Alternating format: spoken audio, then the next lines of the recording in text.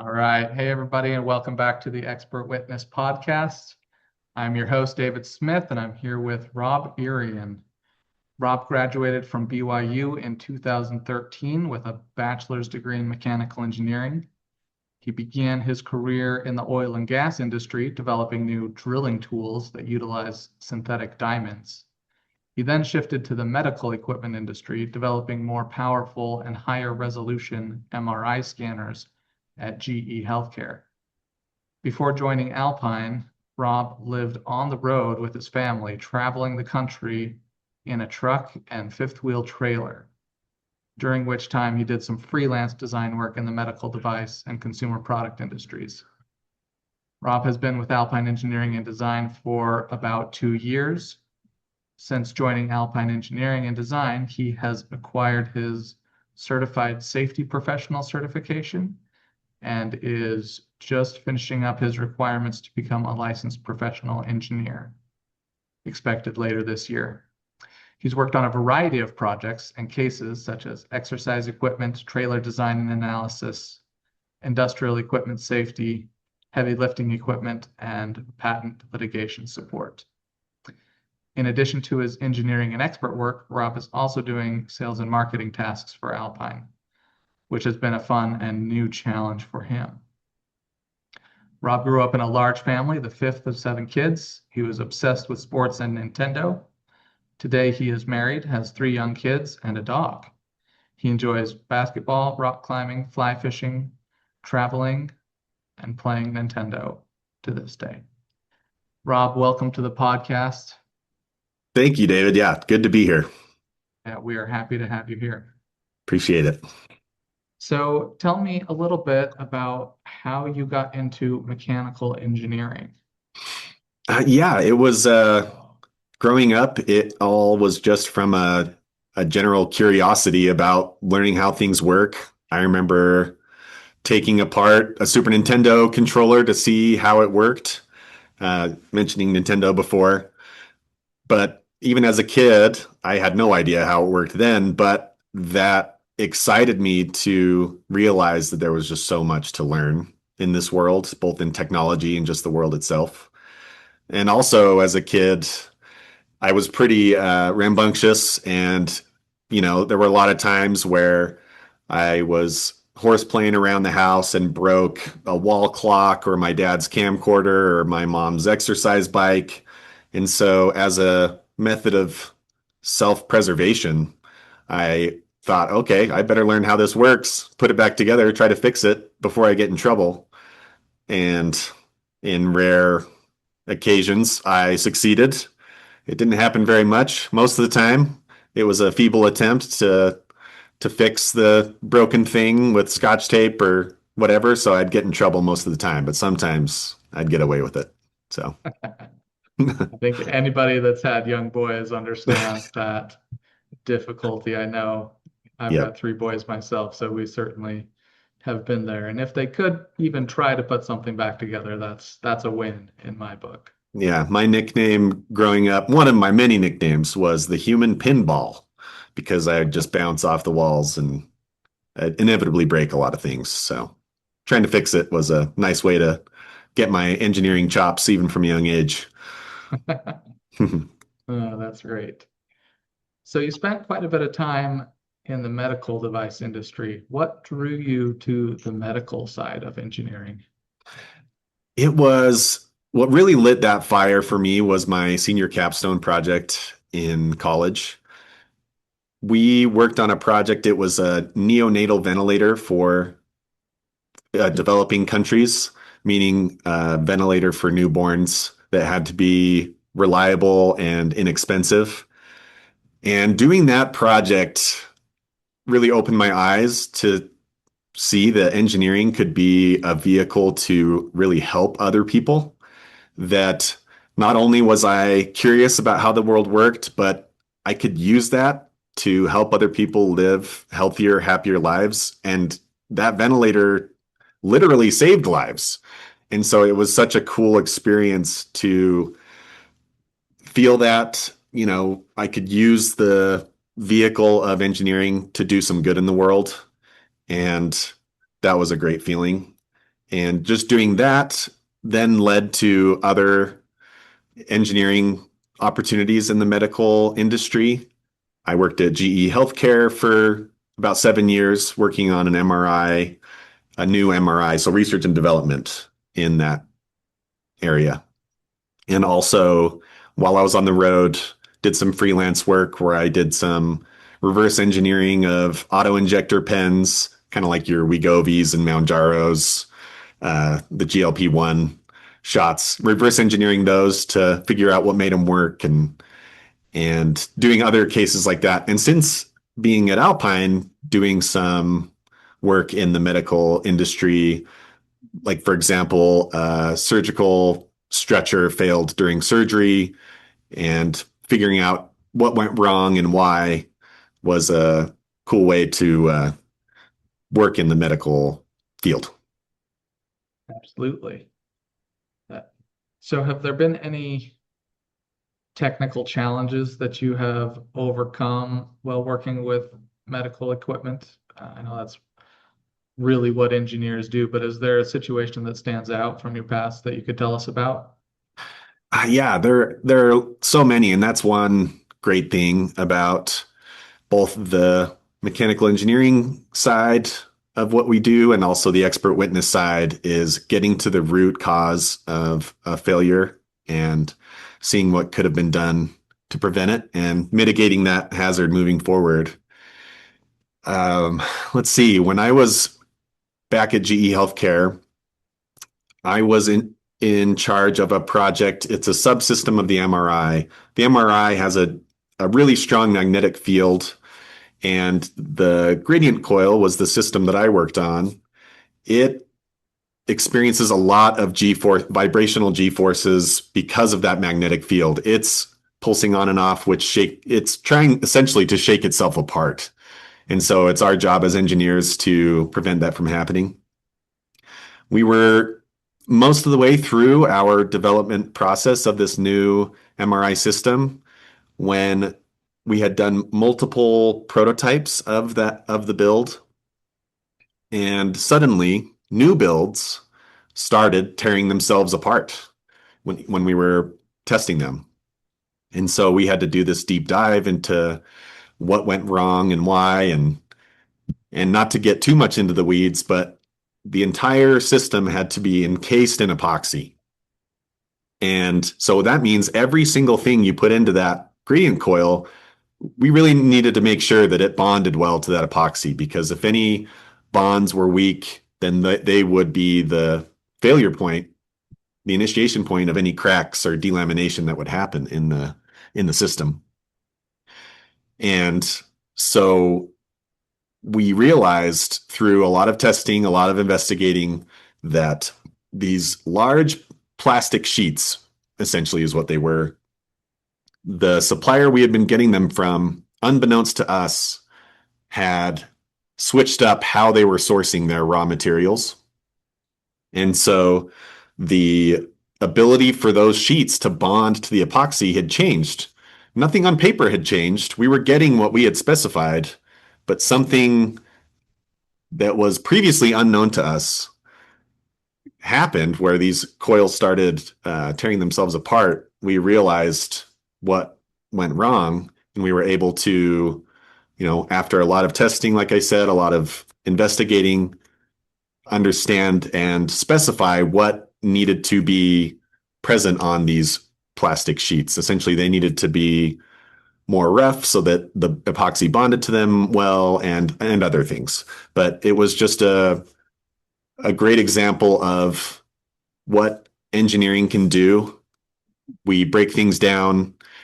We try to we follow the breadcrumbs where they lead, and find that root cause and address the issue. And there's a lot of other examples like that in engineering, and that's one thing that makes me love what I do. Yeah, that's great because products almost never come out the way you want them to on the very first try. There's Absolutely.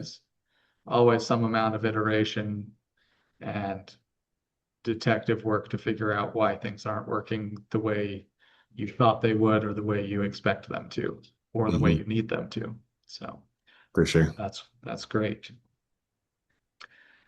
So now that you've been with Alpine Engineering and Design, what are some of the projects that you've worked on there, and what have you taken away from those projects? Yeah, I've done a lot in trailers, both in the design and in analyzing and certifying different trailers to various standards. Amusement rides, done some work in the amusement ride industry, exercise equipment, industrial equipment, done some patent litigation support, and I love that that's such a wide variety. And I still get that same satisfaction of helping people through those projects as well. You know, it doesn't have to just be a medical device to be a vehicle to help people, helping people be safer or protect their intellectual property, pursue justice in an injury case, or just clearing up the facts of a complicated liability suit. That can be that same vehicle to help people in life. Yeah, absolutely. So even though you're focused on medical devices, have you found that the variety working in different industries is helpful to you, or do you start to feel more like a jack of all trades, master of none type of person? Well, yeah, so that's I wondered about that initially. And what's great about this work is I can carve my own path, become deep in the knowledge of certain areas and highlight that expertise when talking with attorneys. If it's not a dead bullseye, and if a case comes through the door and it's not a dead bullseye and something that I'm confident in, we have other engineers here that likely can work on the case. And so I enjoy the variety. It keeps that curiosity of mine piqued and it keeps things fresh. So I enjoy it. I think it's great that I can focus on a few areas, but there's also a variety inside there, which I appreciate. Yeah, absolutely. I think that there are a number of factors for me that I find interesting working in a variety of different fields. For example, seeing how the same basic engineering principles apply more globally, where Yes, you're really doing the same things in a medical device industry and in the trailer industry and in exercise equipment. It's really the same mechanical engineering principles that you're applying just to a different subject matter. that's true. Yeah, Uh, you break things down to their core aspects and characteristics, and yeah, it's just engineering in at its basic form. Yeah, yeah. And the other aspect of that that I find really interesting is when you talk with innovation experts, they often highlight that combining multiple industries or having experience in multiple industries leads to more innovations. And so being able to pull experience and pull technologies from different industries and combine them together leads to better products, better designs overall. That's something that I have found. that's true. The broader your knowledge, the more you can pull from. They might seem disparate areas, but really, yeah, you can take lessons learned from one industry, apply it to another. Yeah, that's true. Absolutely. So, as this is the Expert Witness podcast, can you describe your expert witness journey so far, how you started and what your first cases were like? Yeah. Yeah, right now I'm still trying to break in and get my first retainer. It's been a great experience still so far. I've just been a lead associate to other retained experts on their cases. It's been a great training ground because I feel my engineering skills are solid. It's nice to kind of learn the legal side of things, the expert witness specific side of things. And some early examples of cases I worked on. I think of the first patent case I worked on was it revolved around bearings. And even being a patented inventor myself, I was struck by the arcane language that can be used in patents and the documentation around patents. It's its own world. And the more I have swam in those waters, in the patent world waters, the more comfortable I've gotten with it. But that first one was a little shocking to see, like, oh man, I understand the invention, but all this language around it, it took some getting used to. Yeah, that is interesting. And something that I also didn't recognize when I first started this is you can be a really good engineer, but there's a whole additional skill set that you need to learn to become a good expert witness. And how do Hmm. you take all of that engineering knowledge and apply it to to the cases and the projects that we work on in litigation support? For sure. So, Yeah, for example, just when you're in a room full of other engineers, you can kind of like that patent language. There's almost an engineering language that you can talk to each other and kind of there are assumptions that you all typically agree on. And so you can build off of those. In working in product liability or patent work, you have to point to specific standards or regulations or industry norms. You have to point to those first and then build off of those, where you can almost skip that step if you're talking engineer to engineer.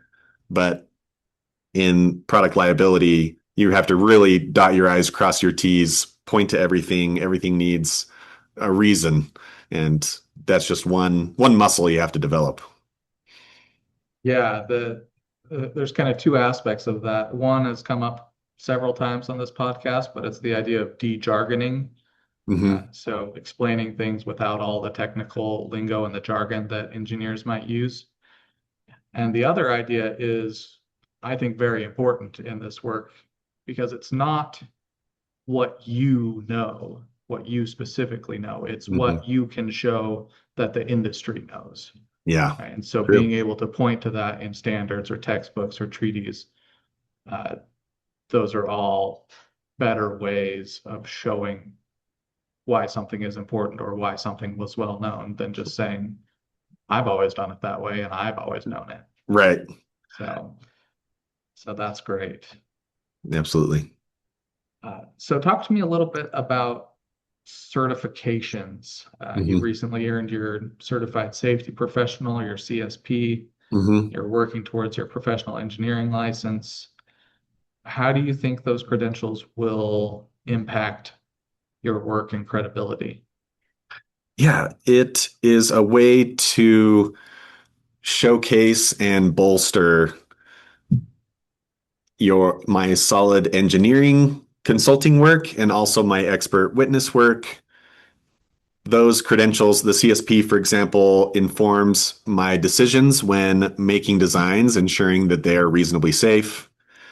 And also, speaking about the CSP, it's a framework for understanding and explaining safety principles, like we talked about, uh, de-jargoning and making things clear to a court or jury that, hey, we need these safety principles implemented in this design because XYZ, it needs to be laid out clearly and authoritatively. So pointing to that CSP and learning from the process of the rigorous training to get that certification is a nice framework to be able to come from. Like, hey, we have to make this safe, and these are the credentials that I've gained to show that I know proper safety principles. And for the PE, basically the same rules apply. They show that you have the technical knowledge that and the expertise in engineering fields, that you're not just doing the trust me bro. You're pointing to the PE and showing, hey, I've done the work. I can bring that Pasita's insight, that person of ordinary skill in the art, because I've gone through the training, I've gone through the education and all the certifications. So I think most people know that not all certifications are created equal. Some range from, a half a day seminar and $50 and you have a certification to something that's much more involved. Can you tell me a little bit about what it takes to get your certified safety professional certification? Yes. So, the one thing that's clear is that you need to know your different areas of safety. So there's a big pie chart of different safety topics. So fire safety, chemical, PPE, hierarchy of controls, and a lot of other safety principles that you need to understand well. And again, that will inform your design decisions or process controls. So just a lot of study. And then after you've studied sufficiently well and know your stuff, you need a degree as well. Also, you need to take what's called the ASP, the Associate Safety Professional Test, which is a 6-hour test, kind of touching on each of those slices of those safety pie, of the safety pie. And then after that, after you've passed that test, then you study some more. And then you take the Certified Safety Professional Test, which is another 6-hour test. And once you pass that, then you get your Certified Safety Professional license. But then it's not over because you have to do continuing education every few years. You have to do hundreds of hours of continuing education to ensure that you maintain that knowledge and that expertise. Yeah, sounds like a great certification to have. Congratulations on passing all of those really long tests. Yeah, thanks. All right. So you also help with sales and marketing at Alpine Engineering and Design. That's something that I think most expert witnesses have questions about. But how does that complement your technical expertise? It's been a fun challenge for an engineer like me because we typically in our studies and in our certifications we pursue soft skills like communicating well with prospective clients isn't usually at the top of our priority list. And so it's helped me to develop those and also to uh, put myself in the shoes of a potential attorney or prospective client. What would they, what are their pain points and how can we help? So we can be pretty nerdy as engineers and have those highly technical terms. So communicating well with prospective clients or attorneys is a skill that I am developing and feel like it's an important one to have. But it enhances your technical expertise because you can, I think in teaching someone a principle, you yourself learn it more deeply on a deeper level. If you can come at it from a different angle, explain it a different way, then you yourself understand it a little better. And that skill is necessary when trying to promote our experts here at Alpine. Each of us have different skill sets and expertise. And so showcasing those has been a fun challenge. Yeah, that sounds really interesting. All right. So you've mentioned a couple times, and it seems like there's a common theme in your career that you really like to help people with your engineering. Can you explain what that means to you and how it drives your work? Yeah, I remember a college professor telling us a story about when he was in a canyon that had a deep and fast running river in it. And there were a group of people playing by the river, and someone that wasn't a very strong swimmer had slipped into the river and started struggling and was being carried downstream. And he told us that the most of people in the group kind of froze and didn't know what to do. And so he was courageous enough and took the initiative to dive in, swim to the person, and saved him. And his story, he tells this story and then asks us, like, what kind of person do you want to be? Do you want to be the type of person that jumps in, helps someone? You have to ask yourself those questions before these scenarios arise. And while that's a dramatic story, it really sunk in that that's part of what life's all about, is helping each other. And I wanted my career to be a vehicle to do that. So it gives me a rewarding feeling at the close of a case or a project when I feel like, okay, I did what was needed to for justice to be served or for this product to be a safer one. And yeah, it's just a rewarding feeling. Yeah, absolutely. That's great.